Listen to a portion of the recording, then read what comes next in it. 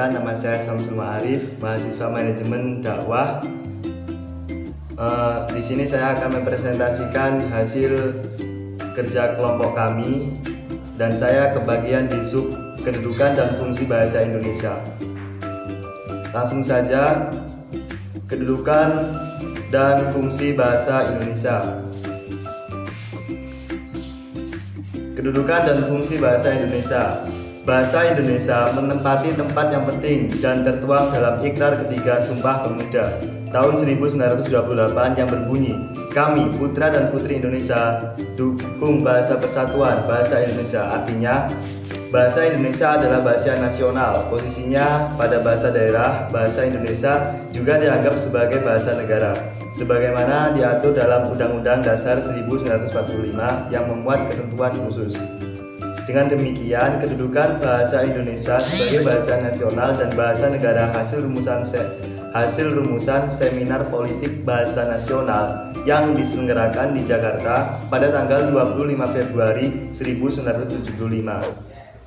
Antara lain telah mengukuhkan tempatnya sebagai bahasa nasional. Bahasa Indonesia berfungsi sebagai lambang bangsa dan jati diri bangsa, alat pemersatu bangsa yang berbeda, 8 alat pergaulan antar budaya, daerah, dan warga negara. Kemudian, kedudukan bahasa nasional Indonesia memiliki fungsi di antara lain: yang pertama, sebagai lambang nasional; yang kedua, sebagai identitas nasional; yang ketiga, sebagai alat pemersatu berbagai suku bangsa; dan yang keempat, sebagai alat penghubung antar budaya, daerah, dan warga. Sedangkan kedudukan bahasa Indonesia sebagai bahasa negara memiliki fungsi di antaranya: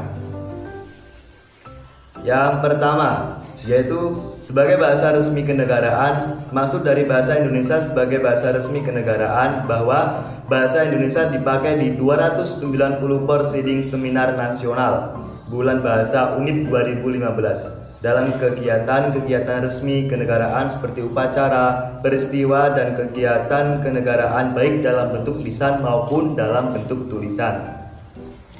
Kemudian yang kedua, bahasa pengantar dalam pendidikan. Bahasa Indonesia memiliki fungsi vital di dunia pendidikan di Nusantara ini, mulai dari taman kanak-kanak sampai dengan perguruan tinggi di seluruh Indonesia, kecuali pada daerah-daerah tertentu yang masih menggunakan bahasa daerah sebagai bahasa pengantarnya, seperti Aceh, Batak, Sunda, Jawa, Madura, Bali, dan Makassar. Akan tetapi hanya sampai tahun ketiga pendidikan sekolah dasar. Kemudian yang nomor 3, sebagai alat perhubungan pada tingkat nasional. Dalam hal ini, bahasa Indonesia dipakai bukan saja sebagai alat komunikasi timbal balik antara pemerintah dan masyarakat luas, dan bukan saja sebagai alat perhubungan antar daerah dan antar suku, melainkan juga sebagai alat perhubungan di dalam masyarakat yang sama latar belakang sosial, budaya, dan bahasanya. Kemudian yang keempat, sebagai alat pengembangan kebudayaan, ilmu pengetahuan, dan teknologi. Di dalam hubungan ini, bahasa Indonesia adalah satu-satunya alat yang memungkinkan kita membina dan mengembangkan kebudayaan nasional sedemikian rupa sehingga bahasa Indonesia memiliki ciri-ciri dan identitasnya sendiri yang membedakan dengan kebudayaan daerah. Kemudian, nasionalisme. Apa itu nasionalisme? Nasionalisme adalah paham atau ajaran untuk mencintai bangsa negara sendiri. Jadi, nasionalisme adalah kesadaran masyarakat suatu negara secara ikhlas dan rela berkorban untuk bangsa dan negaranya sendiri. Jiwa nasionalisme sudah semestinya tertanam di semua lapisan masyarakat, terutama kaum muda dan pelajar, agar negara kesatuan tetap utuh dan berkembang sesuai dengan yang diharapkan. Kita lanjut.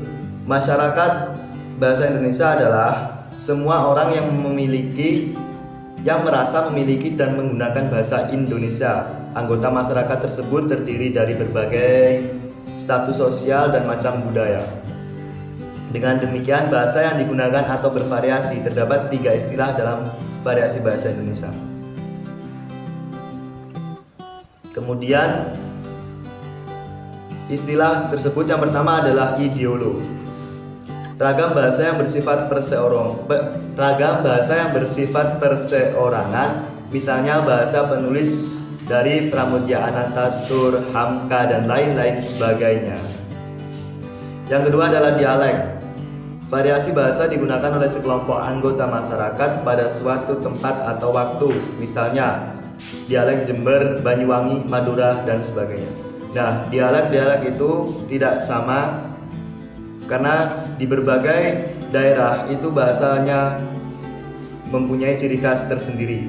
Misalnya Banyuwangi logatnya seperti di Madura, itu logatnya agak keras, atau Surabaya itu agak keras. Kemudian kita ke barat, ke Jawa Tengah, itu sudah bahasa Jawa yang agak halus atau bahkan sangat halus sekali. Kemudian ragam, variasi bahasa yang digunakan dalam situasi, keadaan, atau untuk keperluan tertentu, misalnya ragam baku dan non baku. Untuk keragaman tutur lokal terjadi variasi bahasa, penggunaannya disesuaikan dengan tempat daerah masing-masing, seperti bahasa resmi atau informal. Bahasa Indonesia. A. Variasi bahasa tinggi resmi digunakan dalam situasi resmi seperti pidato, dan variasi bahasa tinggi resmi digunakan dalam situasi resmi seperti pidato kenegaraan. Kemudian B. Variasi bahasa rendah sering digunakan dalam situasi yang tidak formal seperti komunikasi dengan keluarga. Berikut contoh perubahan bahasa Indonesia menjadi rokem informal. Bahasa Indonesia: goblok, serius, berlebihan, tidak peduli. Dan bahasa prokemnya: goblok, bodoh, serius, cius, berlebihan, lebay, dan tidak peduli, emang gue pikirin. Nah, itu tadi contohnya. Terima kasih sudah melihat presentasi dari saya. Semoga video presentasinya bermanfaat untuk mahasiswa lainnya. Saya akhiri. Wassalamualaikum warahmatullahi wabarakatuh.